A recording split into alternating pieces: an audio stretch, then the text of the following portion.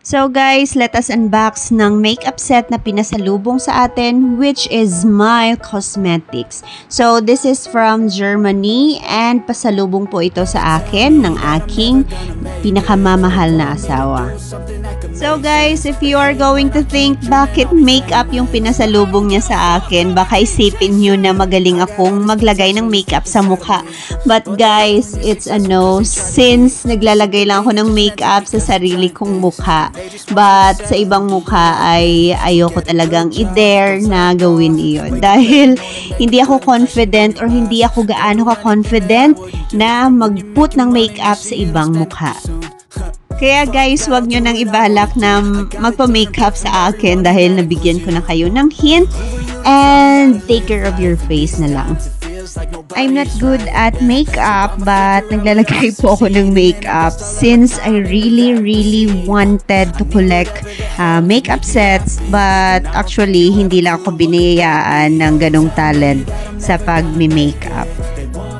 Na-amaze ako always kapag nakakita ako ng transformation like before and after ng paglalagay ng makeup. So, sabi ng mind ko, paano kaya nila ginagawa yun? So, yung tips ng iba ay manood lang daw ng mga tutorials, but then minsan tinatamad din ako or wala lang talaga akong time na manood ng tutorials.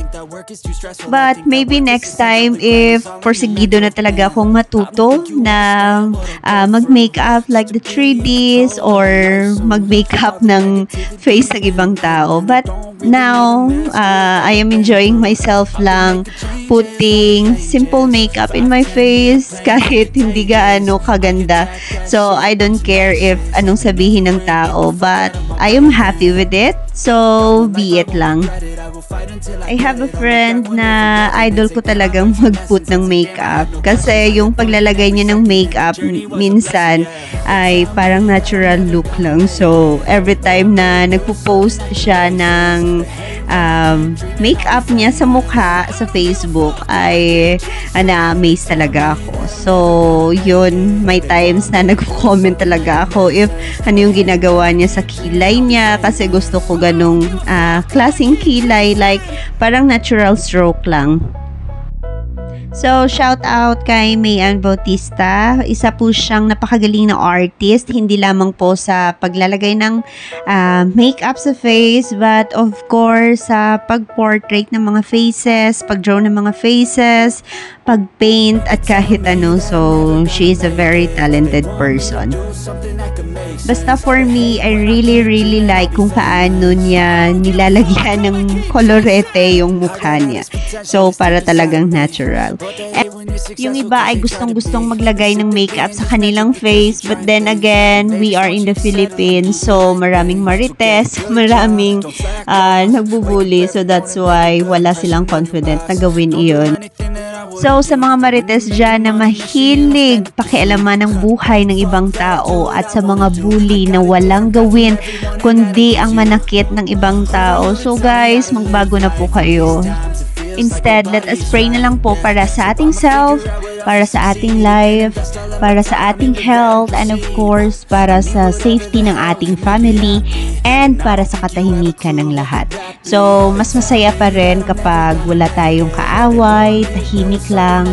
So guys, let us do that so everybody will be happy. So guys, let us go back na sa ating makeup set na inopen. So, I really like it kasi madaming kulay na pagpipilian and also it's shining, shimmering. So, pwede na nating ilagay sa ating eyebrows, sa lips, and of course, sa ating face. At hindi ka na rin mamomblema kasi po may free brush na siya para gamitin natin sa paglalagay sa ating mukha. So guys, if you want to put makeup sa face nyo, go lang po. Huwag nyong intindihin ang sasabihin ng iba dahil hindi naman sila yung nagpapakain sa atin.